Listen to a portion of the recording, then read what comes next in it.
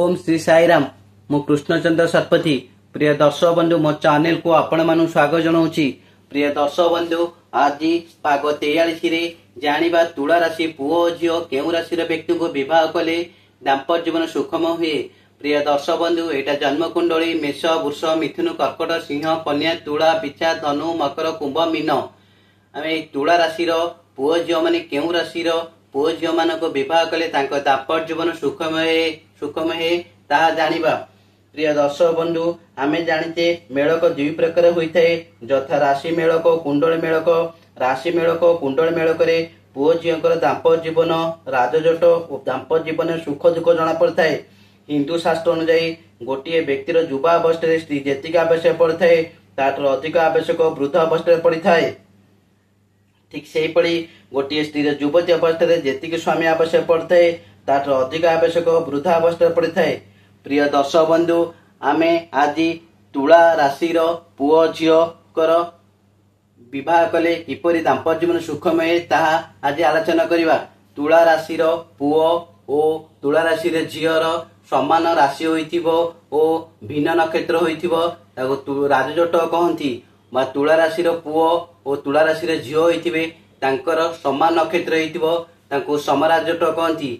एमाने परस्पर विवाह कले दाम्पत्य जीवन बहुत सुखमय हुए।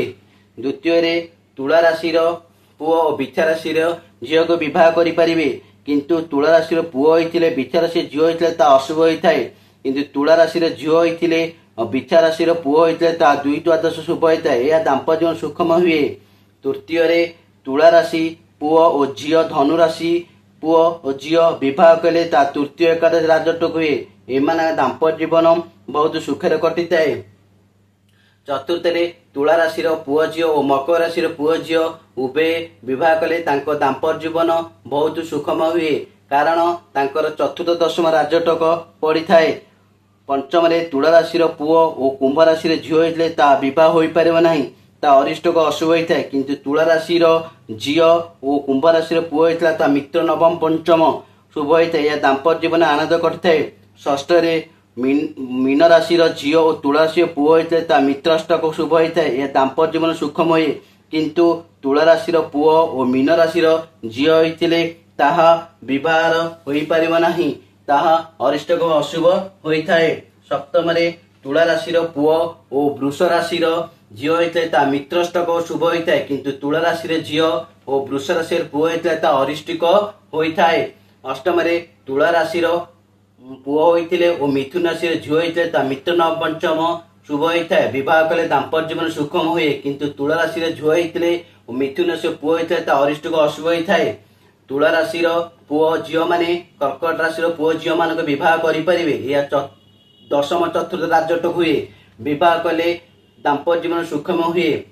तुला राशि पुओ झियो माने सिंह राशि पुओ झियो मानक विवाह करि परिबे। एकादश तृतीय राजटक होइतिबारु ए दाम्पत्य जीवन सुखमय हुए। शेष रे तुला राशि पुओ माने कन्या राशि झियो मानक विवाह करि परिबे। तुला राशि पुओ होइतिबे कन्या राशि झियो होइतिबे ता दुई द्वादश शुभ होइतै। एहा दाम्पत्य जीवन रे सुख हुए। किंतु कन्या राशि झियो होइतिबे और तुला राशि पुओ होइतिले ता अशुभ होइथाय ता दाम्पत्य जीवन रे सुखमय हुए नाही। किंतु प्रिय दर्शक बंधु आमे देखिबा जे खाली राजजटक होइकी मध्य स्वामी स्त्री दाम्पत्य जीवन रे कलह अशांति कोर्ट कचेरी माली मोकदमा डिवोर्स उभय एक्सीडेंट मृत्यु होइथाय। तेणु पुओ झियोंकर राशि मेलक सहित कुंडल मेलक करी सेथिरे 10 मेलक देखिबा नित्यांत आवश्यक। जय जगन्नाथ। प्रिय दर्शक बंधु जदि मो भिडियोटी आपण मानक भल लगुथाए तेबे भिडियो रे लाइक देबे कमेंट करिवे एवं भिडियो को शेयर कर देबे आउ चैनल को सब्सक्राइब करने को भूलिबे नहीं। जय जगन्नाथ।